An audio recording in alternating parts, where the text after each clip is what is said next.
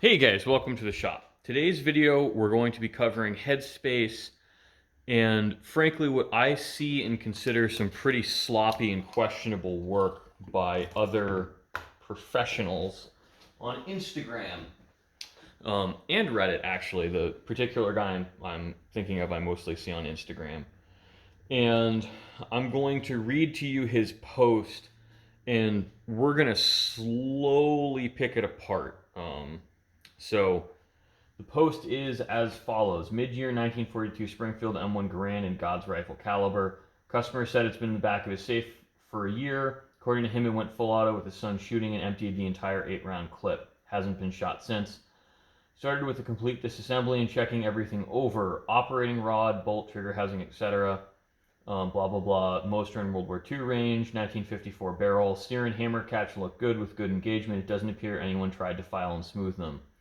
Disassembled the bolt outside of being dirty, nothing unusual noticed. Sonic clean, checked muzzle wear and throat erosion, grabbed the box of go, no-go gauges, and checked the headspace. Everything was good. Reassembled with new operating rod spring from inventory. Multiple function checks and then test fired without a hitch. Not sure what caused the supposed full auto fire outside of operator error.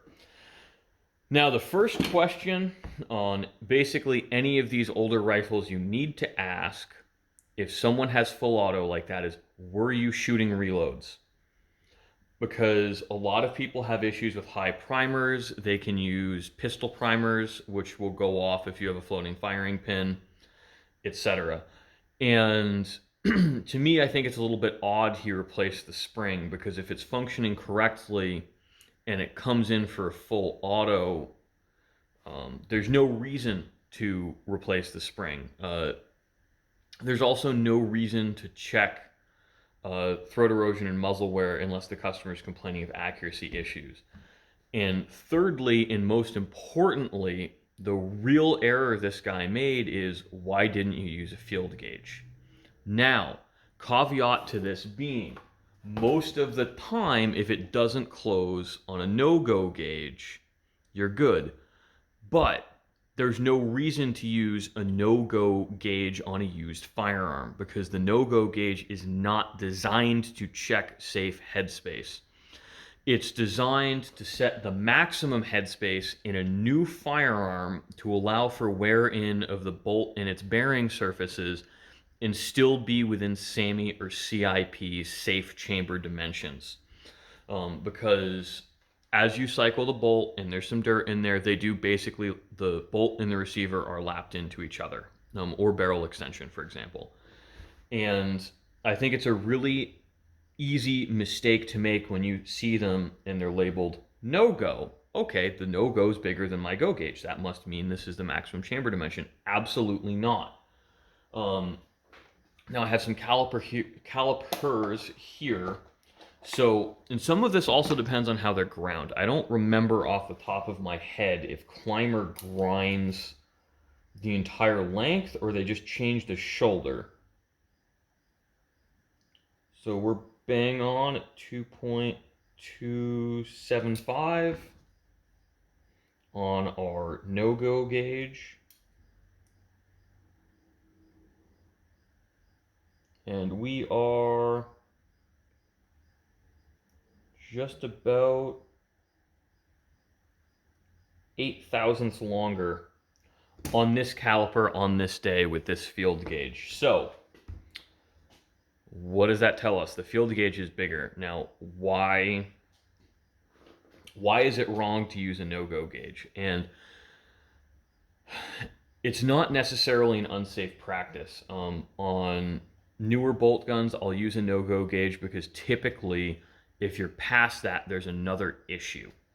But on military surplus firearms, particularly M1 Garands, Mausers, Mosins, Enfields especially, the field gauges actually in the US are still tighter than what the British Army spec as maximum headspace. Now, why does this matter? Mostly for me, this is an indication that the person doing the inspection doesn't bother to read the instructions on their headspace gauges, and frankly, it's a sign they're an idiot or just incompetent. And I really do, I will say this to people's face, and I have, because if you don't read the instructions on headspace gauges, any information you glean from them is worthless because you don't understand how they work. So if you can't read instructions, I don't think you should be working on firearms. It's very important to slow down, understand what you're doing, pay attention to what you're doing. And headspace is important, but it's not the most important thing in the world. For me, I get hung up on this because I get so many people asking me to check Headspace without really knowing what it is. And basically, we can think about it simply as how much unsupported case is sticking out the back of the chamber. I know for a fact this barrel, when pulled, had excess headspace because it had been reamed too deeply on installation. And that's unfortunate. So what can happen, we're just going to use this to exaggerate, but basically you can get hammering as the bolt comes back under recoil. It'll be driven forward by the firing pin and then come back. So it's going to hammer, and it becomes more or less a self-propagating issue where once it starts to get bad, it will continue to get bad more rapidly because that hammering and acceleration, it really just beats on the receiver.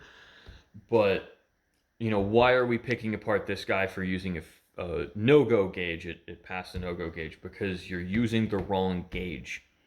At that point, it throws into question everything else you've done.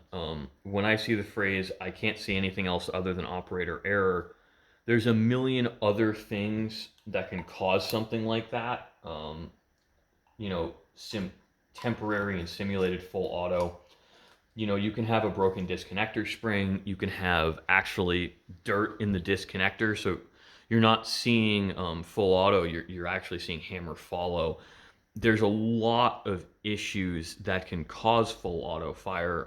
High primers in bad ammunition, incorrect primers, dirt in the firing pin channel. This is somewhat common in SKSs, where the SKS rifles would, with the firing pin installed incorrectly, go to full auto. So if someone uses gauges incorrectly, to me it says they do sloppy work. So that's what really the core of this is if someone can't read, and it comes with every single gauge you buy, at least from Climber, is there instructions on what the gauge measures and how to use them, and to remove the extractor, which extractor and ejector, if it's a spring-loaded ejector, I will remove it. On a Mauser, I do not pull ejectors. I don't think you need, or extractors, I say. Having done it with and without the extractor, I have never gotten a difference in measurement. So, personally, I don't do it in this specific use case. However, in other firearms, it's important. And that's also an understanding, because I came to this conclusion based on empirical testing, where I would, across multiple firearms, remove the extractor and then reinstall the extractor and see if I got the same result. And consistently in Mausers, I always got the same result with or without extractors. Now, in instructions for things like this, you have to understand that they're written to the lowest common denominator. And in an AR-15, for example, yes, you can get false readings due to the spring pressure on the ejector and snap over from the extractor onto the rim of the headspace gauge. So we run into that. But again, guys, if you are sending your firearms to be repaired by someone who uses a no-go gauge on a heavily used surplus firearm, think hard about it. Think about what kind of quality of work, what level of meticulousness you're going to see. And it's very common for me to always get customers coming in here. Excuse me while I play with my new toy. This is a 11-degree crowning tool from PTG. I bought it, frankly, because it just saves a little bit of machine time on doing crowns. And I know in the bench rest world, you use a single point tool. I do very few bench rest guns. And quite frankly, in my experience, crowns don't matter as much to accuracy as long as they're clean and not hanging up on anything. So just my hot takes for the day, at least on crowns. But yeah, think hard about who you're sending your gun to, because everyone, it's pretty easy to actually get an insurance policy. It's expensive and you've got to jump through some hoops. But my insurance policy never verified my experience. So frankly, people can just lie their way into insurance. And that happens, unfortunately. You do see a lot of lying, cheating, and stealing in business. So be aware of that. And also, like, really, you don't need to talk their ear off, but I pretty much just tell people, look, I mean, I'm probably going to charge you more, but I also spend more time with your gun. And I don't stop looking until I find an issue. Like, if something comes in here because someone said it went full auto, I'm not going to stop looking as soon as the sear and disconnector look good. That's, in my opinion, a little bit sloppy and careless. Like not using the right size screwdriver. Because, again, there's so many things that can cause your gun to go full auto. And a lot of what people interpret as full auto is high primers and really out of battery discharges. And I've seen more than a few of those over the years. I've actually had one happen to me recently on a personal firearm because I had a high primer in my reloads. A couple shots in, bang, bang, bang, ba-bang. And I was like, oh, that's not good. So I texted disconnector function really quick at the range. I pulled the magazine out of the firearm. I emptied the magazine onto my shooting bench and saw that I had some high primers. So as soon as the bolt went closed, the firearm discharged, or as the bolt's closing. It was on an AR-15, not a huge deal. I just brought that batch of reloads in and reseated the primers. As it turns out, I was using Unis Gen X small rifle primers, and they're a little bit bigger. So when I was using Once Fired, I think it was Federal Lake City, so like some older stuff, they just didn't seat all the way. The feel it took to get them to seat was a lot greater than the Federal primers I had just switched from. And again, like, you can't just say, I think the allegations this guy made in his comments was, oh, well, the sun was just bump firing. And that's not always the case. Always ask questions. Make sure you're getting the whole story from the customer and read between the lines a little bit.